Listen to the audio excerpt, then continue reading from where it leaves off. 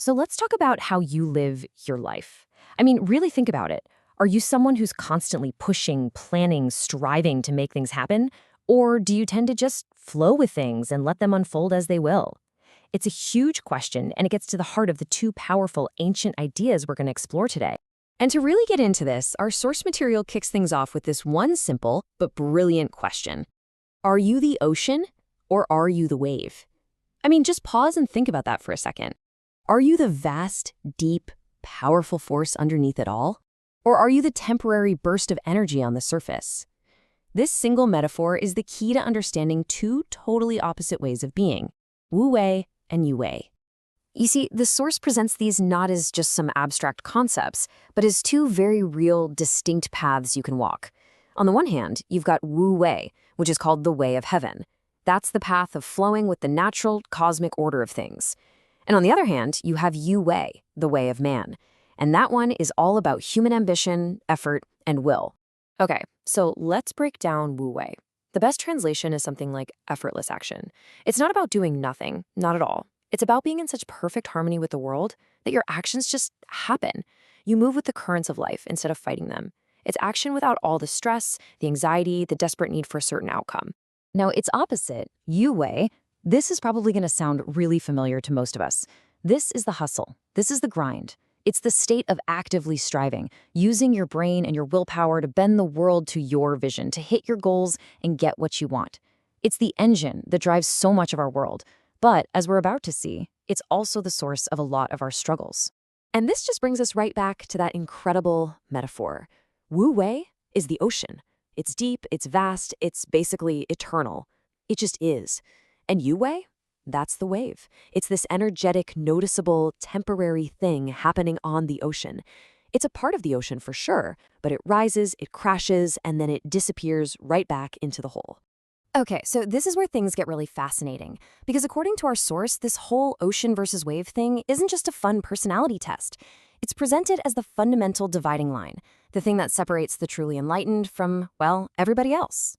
The text makes a really bold claim right here. It says that the one defining feature of all sages, of all enlightened people, is their mastery of Wu Wei. It's not just a technique they use, it's the very law they live by. It's the core of their wisdom. And to explain how that even works, the source pulls this great quote from the classic text, the Tao Te Ching. A sage can manage things without forcing them and can teach people without giving a lecture. How? Because their very being, their state of calm, effortless flow, that itself is the teaching. Their presence does the work. So, if Wu Wei is the way of the sages, what keeps the rest of us stuck in the world of You Wei, the world of striving? Well, the source lists all these things that are basically our everyday lives. Our connections to family, our identities, be it national or political, the stuff we own, our reputation, and, of course, all the daily worries, fears, and desires that go with it. These are the anchors that keep us churning in the water as a little wave. This all brings up a super important question, right? What's the point? Why would anyone want to let go of all that stuff and chase this state of Wu Wei? What's the end game here? And here's the crucial insight. Wu Wei isn't the final destination. It's the path. The ultimate goal, the text says, is to completely merge with the Tao, which you can think of as the fundamental operating system of the universe, the underlying flow of everything that exists.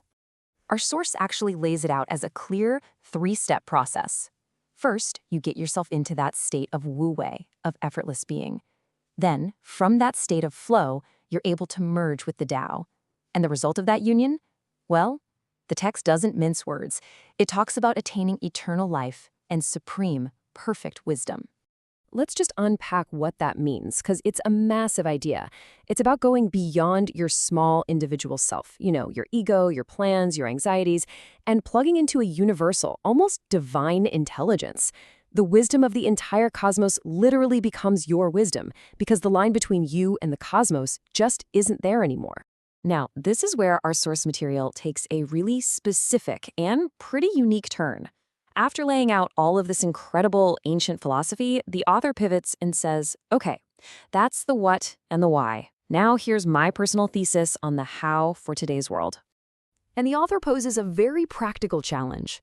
How on earth can anyone achieve this state of effortless flow in our modern world? A world that is built from the ground up on Yu Wei, on goals, ambition, deadlines, and constant striving. I mean, how is that even possible for us? The author's premise is pretty blunt. They argue that in our normal, everyday environment, what they call the secular world, achieving a true state of Wu Wei is basically impossible. The pressures are too intense, the attachments are just too strong. So, to solve this problem, the author of our source material proposes a very specific path forward. They argue that to really achieve Wu Wei, you need a special, dedicated environment. And so they detail this community that they have apparently created called the Second Homeland, which is designed for this one specific purpose. And the text leaves us with this final, profound thought from the Diamond Sutra. It's this beautiful reminder that everything we build through striving, through our Yu Wei world, our careers, our worries, our identities, it's all as temporary as a dream or a bubble in the water. It's here for a moment, and then it's gone. Which brings us right back to the beginning, leaving us to think about that one core question. Are you the fleeting wave, or are you the eternal ocean?